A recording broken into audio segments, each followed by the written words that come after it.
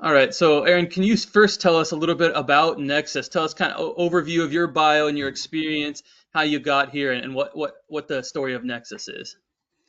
Yeah, well, thanks very much, Nick. Nexus Outdoors, we are a company in the outdoor space, and we have multitude of brands. So our first brand is ScentLock. We have Blocker Outdoors. We have Whitewater Fishing.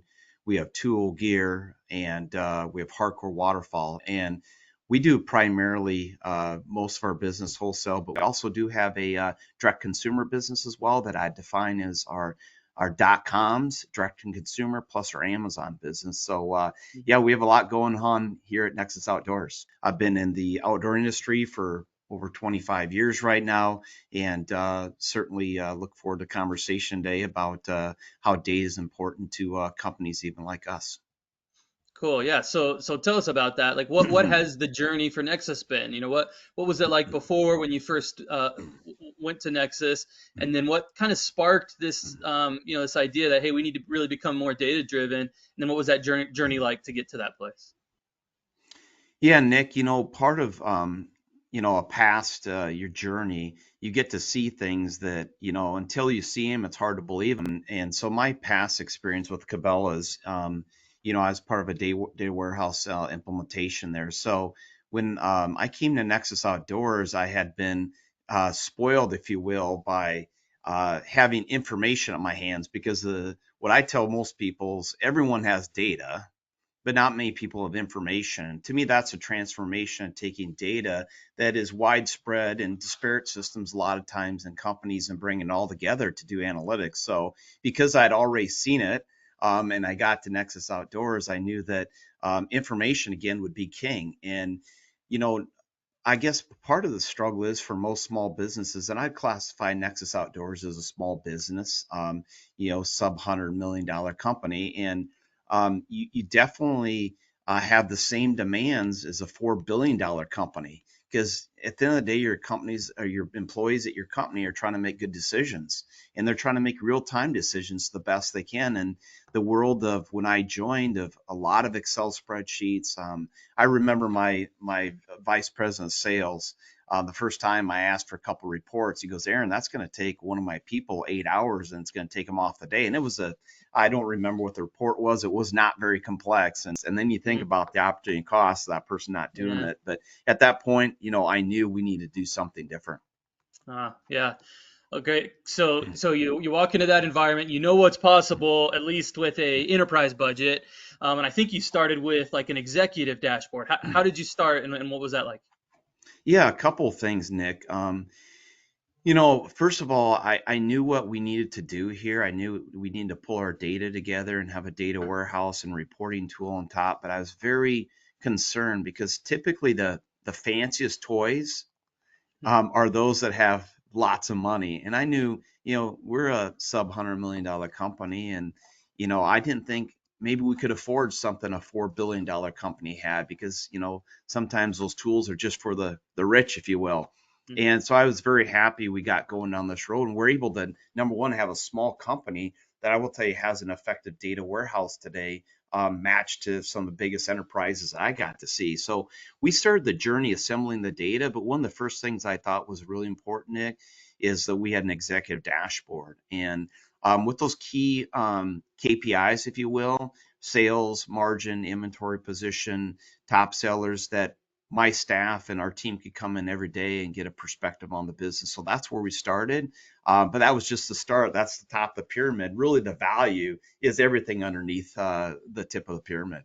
Yeah, sure. Yeah, to even measure some of those top line ones, sometimes you need all the data in that one place. Okay, and so then you get all the data in, you get an executive dashboard, you guys can really start to kind of rally to manage the business around that. What else has changed? How else are you using the data? Yeah, I would say, Nick, that really nothing happens around here without the use of our data because we had a lot of, great gut, great intuition, great wisdom in the business, some limited reporting, but it pales in comparison to when I sit in meetings today. We have, every week we have a analytics meeting where we're looking at performance by brand, and it could be sales, it could be margin, it could be inventory analysis, what's selling, what's not selling. More importantly, thinking about the value that a company has in an inventory position. It helps us make promotional decisions on that product that we need to get out of. It also helps us, from a planning and forecasting perspective. We have all the data from our wholesale companies as well as direct consumer businesses. So we use it, anywhere from 12 to 14 months out to plan and forecast as we make buys on product coming into our business. So there's just a host of information that we use every day in our business to not only analyze it, but to plan the future of Yeah. our business. So yeah, tell us a little bit more about that. Like what are some of the things that have changed? How are you using it today? How are you using it on decisions you make or to save money or what's kind of the before and after look like? Yeah, I think the saving money thing, I don't even won't even touch that because I just think it pales in the comparison to what we're able to do in more of an optimistic way with the data at hand. I mean, we use it primarily for a lot of sales forecasting and ordering of products. So we're able to trend and look at all of our wholesale data, what customers, what product, what brands it went to. We're able to look at a style, color level, and size level to really understand what has shipped. And then we also use it to analyze our web data, our direct consumer data. So that would include Amazon as well as our domains, our .coms for multiple brands. So combining that data looking back does help a lot for looking forward. Now, it doesn't tell you maybe if you're introducing new products, but we also use like SKUs and like sales history from a data warehouse analytics perspective, also profile, if you will, how a product might sell. And so it's been, not only do we use it for planning and forecasting, we look at it for sales promotion perspectives on our .com to see what's worked historically. I mean, every month I have a meeting with my e-commerce team, and we'll look at what happened a year ago, what promotions worked, what ones didn't, what was driving the business, and we use that as a really a template to also look at that upcoming planning period. So Mhm. and that's just the standard stuff we do, Nick. Not to mention all the ad hoc analysis we do. Yeah, yeah, that's great. So tell me more about that ad hoc. I understand your teams use it a lot too, maybe in like your marketing space, logistics. How are they empowered when they get this data, in their hands? Yeah, I think a lot of it on the ad hoc basis is based upon a business circumstance that might come up.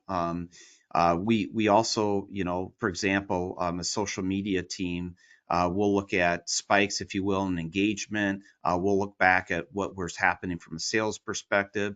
Some of the ad hoc stuff we also do is on the transportation analysis side. So we actually bring our transportation data, in other words, that which is shipped from our 3PL. We analyze that from a shipping costs, dimensional weight, paths of how it flowed out with what carriers. So a lot of ad hoc analysis can happen not even on the sales side, but more on the transportation side. Because if you think about sales and really transportation for us, it's probably our two largest parts. Some other ad hoc analysis that we do, Nick, is on evaluating our inventory. So you think about some of those common metrics you'll use from a discontinued inventory perspective, 4 weeks of selling, looking at aged inventory. So we'll also use it to give us a good perspective of our total inventory position of what's moving, what's not moving, what has, too much supply on hand, et cetera, that can drive into our promotional cadence as well. That's awesome. Yeah, so that's really really well rounded. You've covered most areas of the business, right? From like your product mix, your merchandising, inventory, logistics, marketing. It's crazy. My other question, I guess, would be, you could probably touch all those areas of the business with data even before you had a data warehouse. But how is it different doing it with the data warehouse and the tools at hand that you use now? Well, Nick, I'd simply say this is that most of the time in any of those scenarios I gave you, pre data at our fingertips, you'd look at that mountain and you'd say, we're not even going to start the hike. I Hmm. mean, that's typically because otherwise it's brute force Hmm. and it's so much energy as a team. You're just going to absolutely spend your time on the things you must have. So again, it's really hard to say.